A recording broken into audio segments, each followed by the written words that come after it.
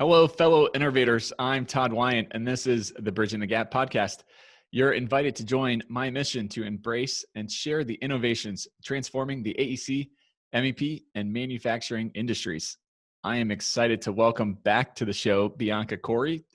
For those who missed our first conversation, be sure to go back and check out the episode. We unpacked the response and the creativity of the manufacturing industry to responding to COVID-19 and how that plays in with the construction. So you'll definitely want to go back and take a look at that one.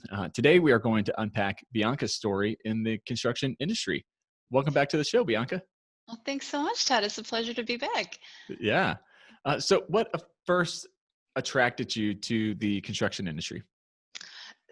So I love construction. I have to credit my parents because they always took me on trips, whether it was to the museum, starting like looking at how things are from an artistic perspective, right? I was always exposed to that from a young age. And then just going to basically residential job sites with them on home tours. That was kind of something that I fondly remember. And then I ended up going to school and studying urban design and architecture studies. So it wasn't until I went to Florence to study abroad, where it was the birthplace of the Renaissance, and taking European architecture and the history of architecture and how it affected European landscapes. Mm-hmm. Bringing it back to going to school in New York City and being in a fast-paced environment where construction is happening continuously and there's never a shortage of a project being built. Or there's always cranes in the skyline at New York. Yeah, so I think in school that's kind of where I was like, this is interesting. And so it was kind of like a turning point where I was like, do I go back after my undergrad and pursue an architectural degree, or do I just get into the field? And I ended up working for a general contractor straight out of school that it was more like an owner's representative, smaller firm, but they had partnered, they were working on Turner Construction. They worked on the Lincoln Center redevelopment project. Okay, cool. So I was like an assistant PM. That's how I started out. And I was, that's where I was like, okay, this is really awesome, because I am in the field. I get to do the submittals. I get to coordinate efforts with the architects and the engineers. And just the operational side of things, where I was like, there's never a dull day. That's kind of where it all started. And, I've been hooked ever since. So. That's really cool. I love that art kind of was that initial spark, because I think that there's way more crossover between art and construction than what people think at first glance.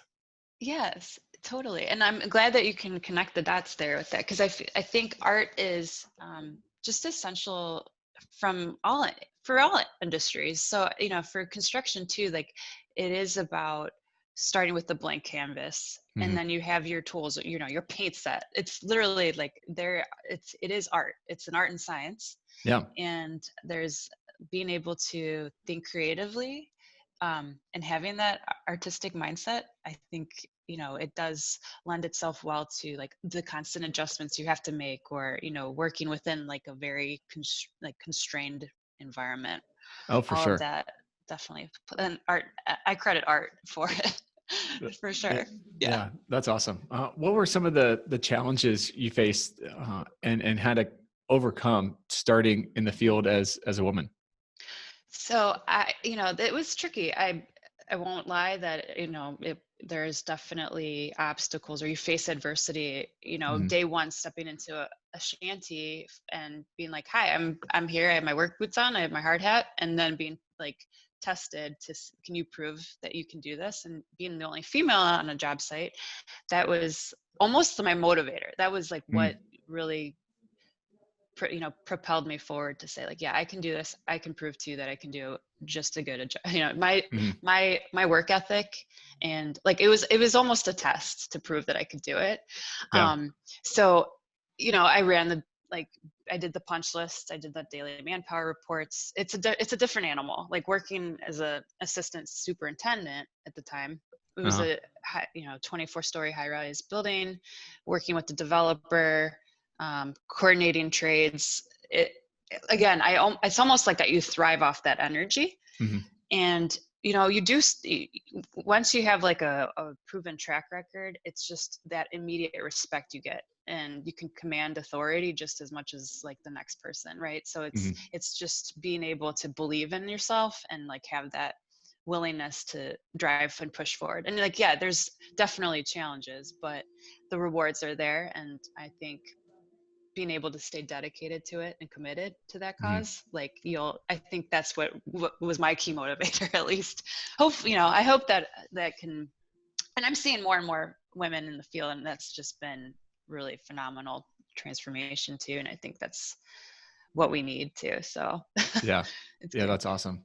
Yeah. I'm sure that there were some times of, feeling kind of overwhelmed in the industry, or, whether it's learning all the new concepts, or even the terminology, or whatever, certain struggles. What did you do to overcome and to succeed in the field? So I think what helped for me, it was really kind of like latching on to the seasoned veterans and just learning as much as I could from them, and like the buzzwords, or how do they view something, or how are they able to work so well with the trades, or just get that kind of immediate response. So kind of like taking my pointers and cues from my teammates, I think has helped a lot. Yeah.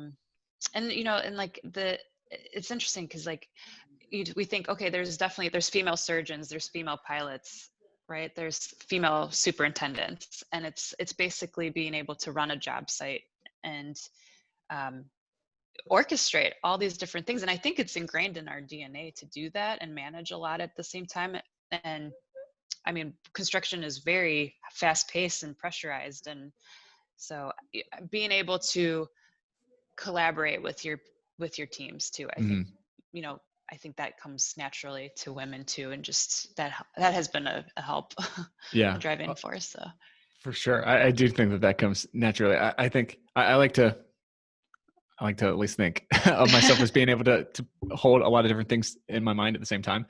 And then my wife will just run circles around me. And I'm like, oh my gosh, you're thinking about that and that and that. And she's like, yeah, my list is always forever long. Running. Like, it's always running. Like, oh, okay. Yeah. I'm just going to go sit over here because I'm exhausted thinking of that list. What are some routines that you have for success in the industry? So for routines, I think, construction is one of those environments that thrives on almost being able to like run the ship and be the captain of the ship. So it's like just thinking about, do you have like the right manual in place? Like, do you have the right standards in place? That like will really, are you prepared? Basically, like getting super organized in how you run a job, that makes everything else run so much more smoothly and efficiently. I think huddles, like 2-week look aheads, are great. I think just even scenario planning helps from a project management standpoint, just having like a really solid operating rhythm. Basically site safety managers do it all the time. They have like their tool talks and they gather and like they huddle.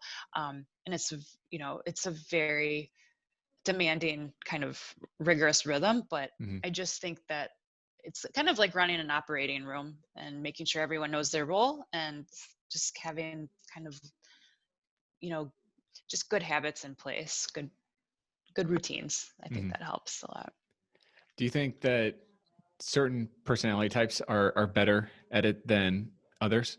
Like I would think, you can tell me if this assumption is wrong, that somebody that's more willing to get in there, get their hands dirty, and kind of take charge and have that, I'm going to tell you my opinion, I'm going to speak,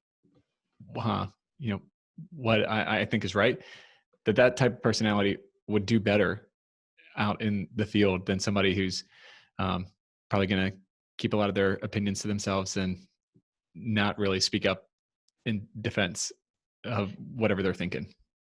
Yeah, I think so. It's interesting because, when we look at personality types or what traditionally like commands attention, Hmm. I think it's important to, because when I took like a Myers-Briggs test, I'm actually like an introvert, which is funny because I feel like, and it's funny because you think introverts, it's always been like equated as shy, but really it's just more of like how you respond to like external energy. Yeah. So extroverts like thrive off of energy, and it like builds up and they continue to like that, it like exponentially grows. Introverts almost like need to decompress after being in large groups. Hmm.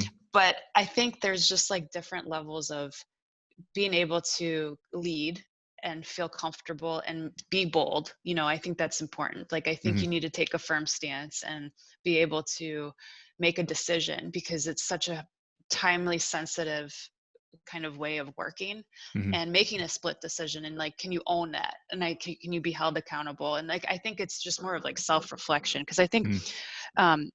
yeah, definitely traditionally I think people have responded like to people that can lead them.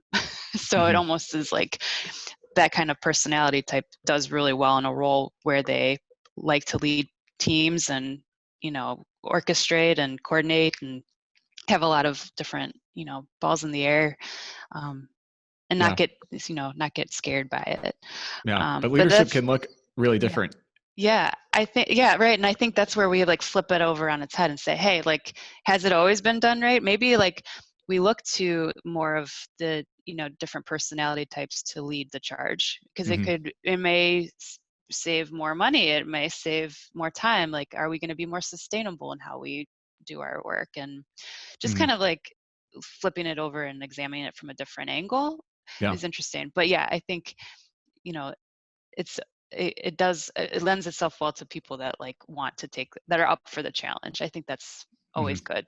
Are you up for the challenge? Let's do it. Let's like Yeah. let's try it. Yeah. I think that's a great There we go. perspective on it, because I think it's really important to, not to use the same word again, but get different perspectives on different things. So you can, people with different backgrounds and different experiences can see things really, really differently. And it doesn't Hmm. mean that either one is necessarily wrong in how they're seeing it. They're just Yeah. seeing it differently. So Yeah. there's a lot of power if you can truly come to the table, express all those different opinions, and then go, Hmm. okay, what do we take that's the best of all of these, and like Right. kind of check ego at the Yeah, door. absolutely. You just nailed it on the head. It's just like, you'll be pleasantly surprised what you can come up with when you invite that kind of dialogue and Hmm. free thinking. And it's like, okay, yeah, that I never thought of that. Like, just to have someone articulate that, or like look at something from a different view. I think for operational success and excellence in construction, if we look at like how it defines success for construction, and just borrowing and like looking how other industries are doing that, Hmm. like that's going to be half the battle, is just the open-mindedness to it. Yeah. Yeah. How do you think you can, encourage people to embrace that open mindset? Yeah, I think I think it really does come back to like putting yourself in that person's shoes and like thinking outside of yourself, sometimes just taking moments of reflection. And I think that then kind of transpires into, okay, like we're just being, and then I always like to tie it back to to construction and technology. So kind of like that same shift of like, well, we've always been working this way and I don't want to adopt these new technologies because why, right? And Hmm. it's a new investment, it's a headache.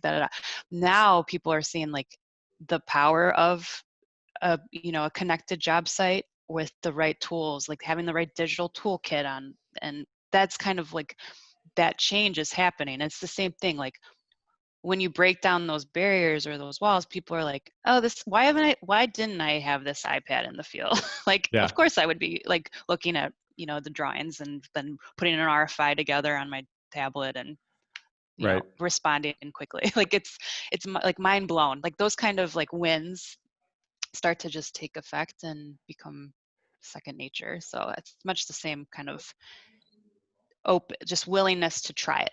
starting with a try. Yeah, Give it a go. I like starting with a try. I think Yeah. that's a great line. I like that. I'm gonna steal that. Go for it. Yeah, it's all yours. What are some things that you think the construction industry can do to better attract women into the industry? So I think a great starting point is just making it more appealing from the sense of like there's growth opportunity there. There is professional ways to um, lead and develop and I think tying it back again, saying the construction and technology piece, ConTech is huge. I think there's a lot of flexibility in that, and I think that's something that appeals to a lot of women. I know I can say that for myself. Just being able to utilize the right tools and thinking in different ways to make work more efficient or better. I think women are seeing that happening in construction. I think women like the challenge of construction. And I think there is that appeal of being able to successfully produce something. So I think as we spotlight that and continue on that track, I think that will, hopefully bring more women to the table. And, personally, like one thing that I was really impressed with, and I went to New York Build not too long ago, and I was so happy to see women in leadership roles. That didn't happen when I entered the workforce in 2006. Like it was very rare to see a woman in a vice president role at a construction firm, like a top tiered firm. And I saw that left and right, and I'm like, this is awesome. Like we've come a long way in like a decade. So that's great. That's cool. Yeah. That's really cool. I think when you're pairing it with creativity, typically women are more creative than men. And so it gets me thinking on how we started with the artistic mindset coming in and how art and construction, there's a lot of crossover and similarities there. Do you think that bringing in that women perspective, do you think that has helped the construction industry embrace creativity more? Yeah, I think so. I think certainly like to have almost like a playful mindset, and being able to say, hey, like let's try it this way and see if it works, or not being afraid to make a mistake or fail. Like we oftentimes are so worried, like, oh my gosh, if I do this the wrong way, I'm going to be perceived, and it's like this, just that concept of perfection goes out the window. And I think when you put on like that artistic cap of like, okay, I'm just going to try and create something, from scratch, it's a little bit more, I want to say like just friendly in that sense. So it's like, it's okay to make a mistake. Same thing, when we're up against a tight deadline, or, you're feeling the pressure to kind of have that difficult conversation with the subcontractor, there's a delay.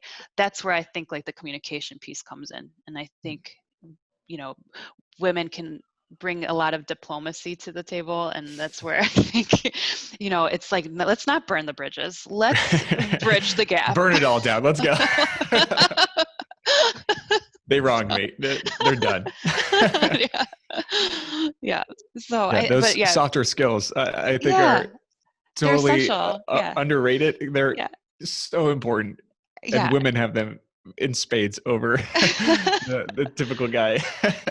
And it's soft skills help, and just the fact that we're all like working on like the same end goals. We have shared goals in common, and just getting that alignment right. I think that helps so much. That's awesome. So the stat is like 9% of the workforce is women in construction industry, which is crazy since women are over 50% of the total population. But kind of thinking of the chicken and egg dilemma, what do you think has to happen first? Is it that construction industries take on kind of a more progressive stance with flexible policies or something to be able to attract women, or do women need to first start coming into the industry to kind of force those changes to then attract more? Does Yeah, that question make sense? totally. Well, number one, yes, absolutely. The construction firms, they need to adjust. They need to make policy changes. Like that, first and foremost, has to happen. But the Mhm. latter part about women going in and leading, yes, that's also key. Like there has to be trailblazers. There has to be pioneering women that take that chance and say, like, I'm going to do this. And I love this job. Like, why would I not do this? Like, I can't help like the fact that I love construction. Like, I'm not going to shut that off, right? Like Yeah, it and you just shouldn't doesn't. have to. Yeah. Right. Yeah. So it's a definite like work in progress, but I think um, working together, and I think more and more companies are realizing, like, yeah, like there is a crazy amount of good talent out there, and diversity and inclusion has to happen. And yeah, you'll see it on projects where it's like stipulated in the fact that that owner wants a certain percentage of like small business enterprises or minority owned Mhm. businesses coming to the table. Like same thing, women owned. It's just, and I think that has been like written into contracts and whatnot, but at the same time I think it's 2020, so like it's the time is here. Like Right. let's get real, right? So Yeah. it's like, and like let's get those numbers up, and they're projected to increase, and it does take a lot of work, and it's not just like working in the traditional like office sense. Like women can be comfortable on a job site. They need to feel comfortable. We need to make it safe for them and to feel like that they can do their job and do it like in a very comfortable way. So same thing, it's like I'm excited about it. I think there's the transition's happening, and more companies will risk the fact that they can't attract good talent if they don't Mhm. change like the shift, if they don't have that like mind shift. Right. So Yeah. yeah. Well, and if you're cutting off, half the population, you're doing yourself a pretty Yeah. big disservice there. Right. Right. Exactly. How should construction firms kind of look at the balance between work and family? It has to be just like a no-brainer almost, because and there are companies like on the coast that I find that are extremely progressive in how they embrace like work life balance. Like Mhm. European companies that are construction firms, they have a different set of policies, but their US counterparts don't have the same rules, right? Mhm. So it's like it's just it's tough because of like the nature of the way like we work today. Mhm. But I think it does strike a chord, because it's like I find that you know if you don't if you're like, if I'm going to look to a solid company that I want to work for, they're going to be supporting me too. So it's a two-way street. It's like Mhm. I will give you my all if I know that I have like the flexibility and like the grace period that I need to be a good parent and to be a good employee.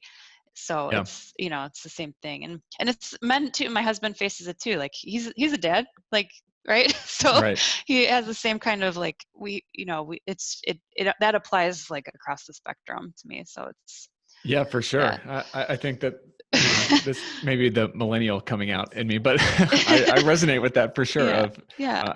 having that flexibility is huge to be Yeah. able to like, okay, I'm going to work from home today. I'm going to take my lunch at a different time so I can go to my son's preschool and see Yeah. him Right. sing in his concert. Absolutely. So Yeah. yeah, I think that's really important.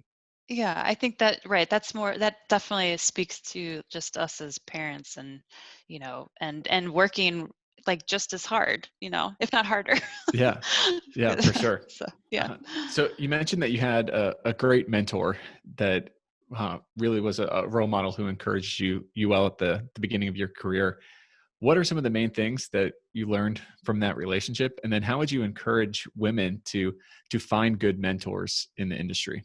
Yeah, so I love my mentor. So for me, it's like, yes, a combination of ingredients of working hard, having that interest in construction. um, you do come up against walls sometimes, but like I've been so happy and fortunate that I could connect with somebody who basically told me to go for it. Like, has always encouraged me to like take those chances and like literally do it. Like, I'd rather see you try to do it. And he's like, you're not gonna, because I was like, is this like a sink or swim kind of thing? And he's like, no, you're not gonna sink, because we're all in this. Like, you just need to like go for it and do it. Yeah. So just having that runway and like somebody who, you know, in a position of like who owned the company, to see that talent, you know, the potential in me, like it was everything. Because then now I'm like, I always go back to that. And so that's inspired me. I think, you know, it is hard work, right? I'm not gonna lie, like it's not just like, oh, magically one day I'm like, I love what I'm doing. Like it's years of like getting to a point of like trials and tribulations, and like it's not just like a prescribed method of like, this is gonna work, because like there's no, like, you can slice and dice construction in so many ways, and there's so many challenges. But the cool thing is, if you can align with the people that see that in you, it's such an awesome experience. And yes, so like I've had great male role models. Like without that, like maybe I wouldn't be feeling so confident about construction. So like, you know, and the same thing, like I look to like champion my women counterparts. Like I want to like build you up. Like I want you to know that I have your back. Like I'm going to support you. Like it's just about building like that camaraderie and having that, you know, good sense of, okay, we're kind of like this consortium of people that really are driven to succeed, and just kind of being with like-minded people has helped a lot. So Yeah. I love that, building the community around you. yeah, totally. Yeah, That's it great. starts small, but it does happen in stride, and it happens. Yeah. Very cool. In the last couple years, what have you become better at saying no to in order to maintain a work-life balance? That's an awesome question. Kind of loaded, loaded question. But yeah, That's what we're here for. That's a great question. So typically in the past, you know, and especially when you start off straight out of college, you're just like, oh gosh, I need to do this to like, I want to make sure I don't drop the ball, and like I gotta like say yes to this. But there is like respect in saying no, and saying like, I can't make this meeting, and that's okay. Like it's not a life or death kind of situation. Like it's gonna go on. The project's gonna happen. I'll give you all the information I know, and I trust you to do it. Like it's almost like taking like not the responsibility from yourself at all. Like you still own the project, but you need to empower your people to do and run the play when you can't make it. Like if you're quarterbacking things and like that's your responsibility, great. But if you need to like literally like there's a family emergency, like yeah, that's gonna like take precedence. So it's like just being able to say, to have the, you know, conviction that like it's okay to say no, and it's not gonna like do any harm. It'll do more harm if you keep trying to say yes to everything. It's like not realistic. And you know, and especially when we're trying to like have like a steady work life, healthy, well balanced life. That's the key. Yeah, for sure. Yeah, I'm a people person or people pleaser. Me too. And a people Me too. And I person. say, yeah. So well, that's why I was like, it's so tricky. hard for me to say no, but like I'm learning. I'm still learning, but it takes time. It's a good thing. But go on, tell me more. Tell me. Tell me.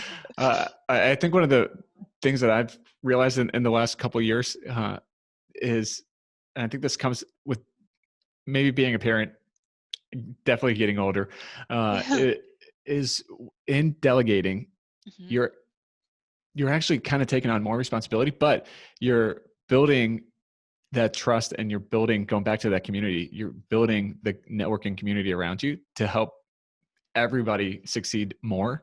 And then you're able to do more things. So there's a lot of freedom and flexibility in being able to delegate out and say, no, I trust you with this. Go run with it. That's great. Yeah. And it doesn't mean that, like what you said, it doesn't mean that you're not involved in that and that you're circling back and you're not responsible for that. But there's, you know, two heads are better than one. Yeah, exactly. And it's actually really cool to see that happen. Like when you kind of like are at peace with that and you can say like, okay, like it's gonna be okay, it's gonna be fine. And it's really impressive to watch somebody else like run a play. Like and like in you know, I do find children to be very inspirational too. And I think that's where you see like they grow that way. Same thing, like your teams grow that way. Yeah. You're tighter knit, and that's what is such a great takeaway from all of that. So, Yeah. That's cool. Any new realizations during quarantine that have helped you with a work-life balance?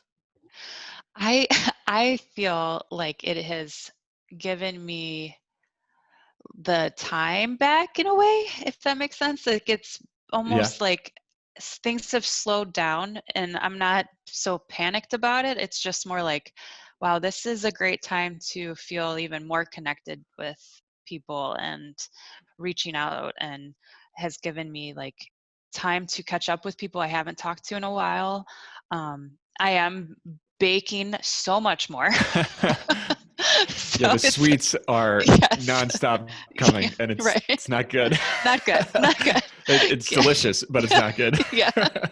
So really testing out like my culinary skills. Nice. But yeah, and just spending more time, you know, getting organized and feeling like, you know, it's kind of a way to have faith in life, just kind of taking pause. Yeah. But I've learned that, you know, this is just a time I've never really like lived through before, and that it's kind of surprising like how what like I love seeing that people are connecting more than ever. So that's been just phenomenal. Yeah. Yeah, that's really cool. Yeah. Uh, well, thank you so much for coming back on Oh, again. thank you. This Uh, is such a pleasure, and I really appreciate your insights and Yeah, you well, know, likewise. It's always really fun talking with you. So we'll have to you, have you back sometime for sounds sure. great. I'd love that. Thank you so much, Todd. Yeah. And thank you to all those listening. If you are interested in learning any more, you can visit our sponsor, Applied Software, at asti.com for more information. You can listen anytime by simply going to Apple Podcasts, Spotify, or wherever you listen to podcasts. Also, be sure to check out our website, bridgingthegappod.com. Until next time, I'm Todd Wyant, thanking you for joining us on the Bridging the Gap podcast. Keep innovating.